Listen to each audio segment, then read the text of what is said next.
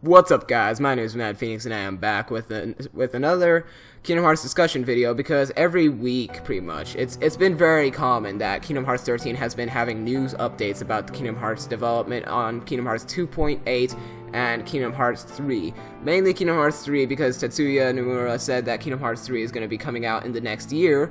So that means late 2016 to early 2017 is going to be coming out, and that's pretty exciting. But today I wanted to go over a quick history of Kingdom Hearts, the whole series, every single game in chronological order, and what I know they are about, because I have not played every single Kingdom Hearts game. I know it's terrible, but I mean, I just can't. Sorry about that. For Kingdom Hearts Birth by Sleep, I didn't have a PSP, and for Kingdom Hearts Kai, it's not even released in English yet, so I wouldn't understand what was going on even if I could play it. So anyway, to start off in chronological order, the first one is the Kingdom Hearts Kai. That's the one that was released in Japan as a web browser-based a card battle Kingdom Hearts game, and it wasn't card battle in the sense like Hearthstone is, where it's completely based off cards with you dueling against other players. No, this game was based off of a storyline, and whenever you approached an enemy, you got your cards, and you would have to attack them and then kill them, then move on. Very similar to Kingdom Hearts Chain of Memories, which I will be getting into later. So after Kingdom Hearts Kai, that was set 100 years, I might add, before Sora got his Keyblade, and I'm pretty sure it was supposed to be during the Keyblade Wars as well. So after that came Kingdom Hearts Birth by Sleep. Now this was much after, like a lot of years. I'm not exactly sure how many, but a lot of years. And this story is based around Terra, Aqua, and Ventus. Ventus being you could say he is the predecessor to Sora, because Sora, the only reason Sora has the Keyblade is because of when Ventus's heart shattered, Sora got some fragments of his heart. And I'm pretty sure that you could also call Terra Riku's predecessor, because Terra was the only reason Riku got the ability to wield the Keyblade as well. And then after this is gonna come out the fragmentary passage from Birth by Sleep about Aqua being stuck in the Realm of Darkness, because she is no longer able to leave the Realm of Darkness as far as I know. And also, you see multiple passages of her existence in the Realm of Darkness over the games. There was a passage at the end of Birth by Sleep where it was in the secret ending of Birth by Sleep, actually, or not Birth by Sleep, Dream Drop Distance, that you see her in the Realm of Darkness, and she then realizes that Sora and Riku are being put into the test of mastery, which, if you have not played Dream Drop Distance, I will be getting into that later. So, after Birth by Sleep, a fragmentary passage, comes the first in the series, Kingdom Hearts.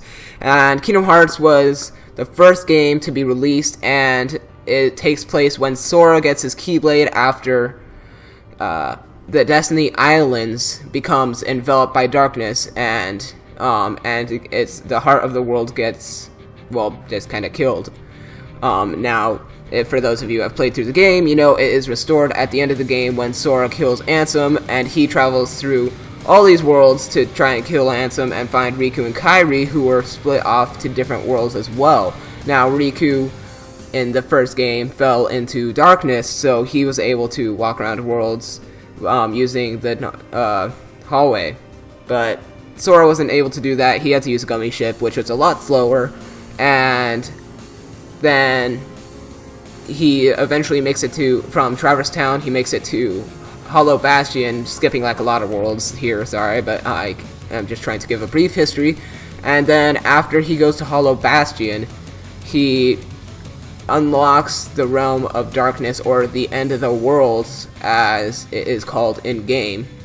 So he travels there, kills Ansem in the Realm of Chaos, and then starts his search for Riku and Kairi. Now, and little does he know, Kairi's already back on the Destiny Islands, so he's mainly looking for Riku because he set her off back to the Destiny Islands at the end of the game.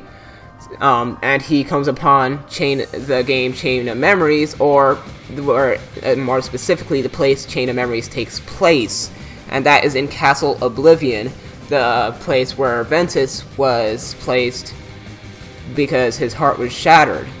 So he's a lifeless body right now, waiting, basically in a form of coma, waiting to be reawakened. So Sora is there, but he is traveling up the castle, and then Riku also happens to stumble upon this castle, but he goes to the lower basements. So Sora is going up, and in the end meets Namine. Namine traps him in a sleep, unlocking Roxas. Well, not really unlocking him, but Roxas is already in the organization at this point. But she puts Sora into a sleep where only Roxas can awake him. And this is also after Xion has died, I'm pretty sure. But Xion is in Kingdom Hearts 358 over 2 days. So 358 over 2 is the story of Roxas, how he came to be in the organization for the first time, and his story with Xion, how she was the puppet created by not Vexen, what am I saying? I'll remember his name later, but the scientists of the organization created basically a puppet, and they filled it with a fragment of Sora's heart, so that it was basically another nobody of Sora. So Sora is one of the few people to actually have two nobodies in existence at once, which is never been happened before, because normally when somebody is killed and enveloped by the darkness, as happened in Kingdom Hearts 1, it creates a nobody and a heartless. Now, he regained his human form, leaving only his nobody, which is Roxas. Now, you play as Roxas completely through the game. You have to watch Xion die, and then near the end, it was the day before the last day, and then you try to defeat Riku, but Riku in the end defeats you, thus taking you back to Ansem, the real Ansem. And then that's where the beginning of Kingdom Hearts 2 comes in. Now, in between Kingdom Hearts 358 and Kingdom Hearts 2 is Kingdom Hearts Recoded. Now, Kingdom Hearts Recoded is a very confusing game that probably has no connection to the actual series whatsoever, but it was a fun game, I must say. And basically, you are in Jiminy's journal. Jiminy's journal's data has been wiped and corrupted, and you are playing as this digital Sora person trying to recreate it. Now, so you start off in the Destiny Islands again, then you go to Traverse Town, and you go through this twisted plot version of Kingdom Hearts 1. There are these cubes everywhere that you have to destroy, because that is the corruption spreading throughout the whole journal. In the end, you have to kill Sora's digital form of his Heartless, which is an extremely powerful dark side.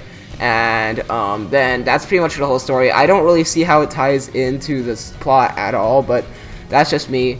And then after that comes Kingdom Hearts 2. Kingdom Hearts 2 starts off with you being Roxas.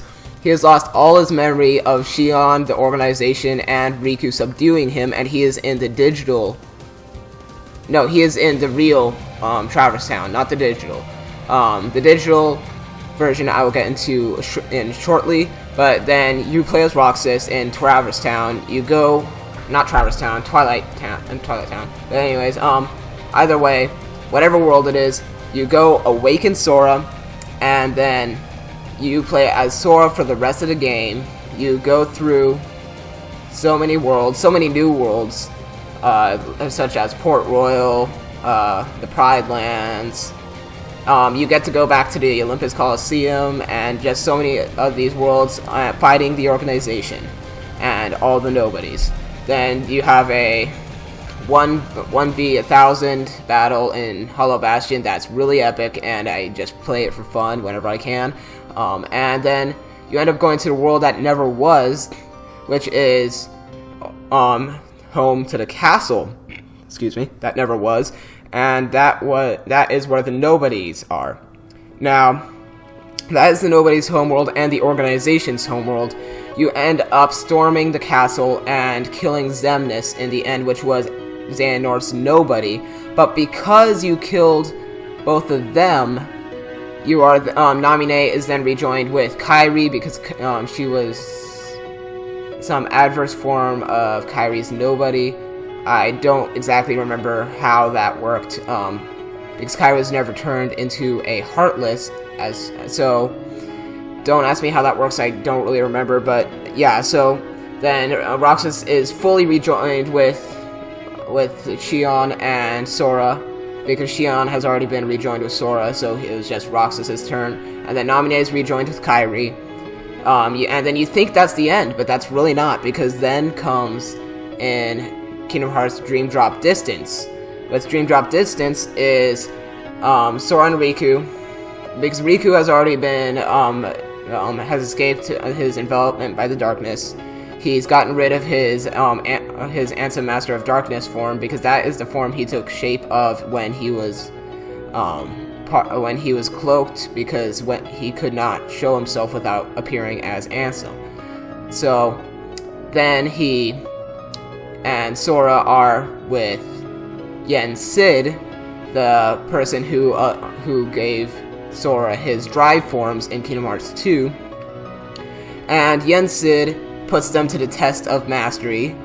So they go into this, and they enter a sleep form where they are tested throughout 7 worlds with sleeping keyholes, and the Dream Eaters have been released. The Dream Eaters there are nightmares, and then there's the Dream Eaters. The nightmares are the main enemies of this game. Mainly, they try to kill you pretty much if they're nightmares, and then you can also create Dream Eaters. They're the same as the nightmares, except they are your allies. So you can have up to 2 Dream Eaters. So this time you're not with Donald and Goofy, you're with 2 Dream Eaters. But there is so much customization in this, because you can up any stats you want before creation, as long as you have the materials, and it's basically a big old synthesis thing, and I thought it was pretty fun.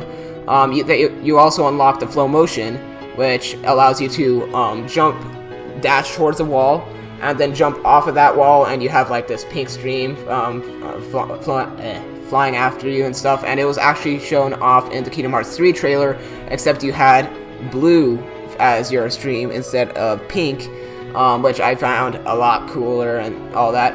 But in the end, Riku has to save Sora by diving into his heart itself, and Riku is named a Keyblade Master while Sora is left as nothing.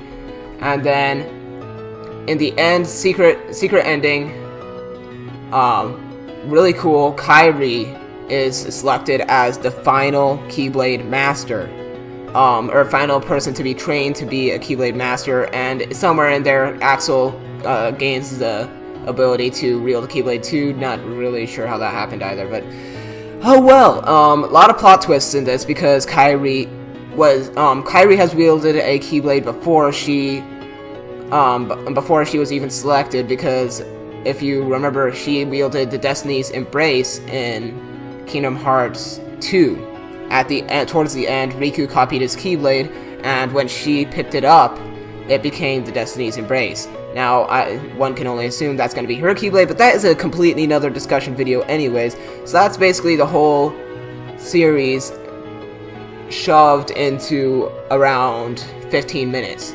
Now, there is so much more I could go into because of this video, and if you guys enjoyed this video, then make sure to like, favorite, and subscribe it. Put in the comments if I got anything wrong, because I have a feeling I did, just because I am doing this all from memory. I I haven't even played some of these games, so if you guys have played Kingdom Hearts Kai and or Birth by Sleep, then make sure to correct me on anything I got wrong, and I will see you guys in the next video, which will be the Subnautica tomorrow. So anyways, I'm Mad Phoenix, and I will see you in the next time. That's great. Wow.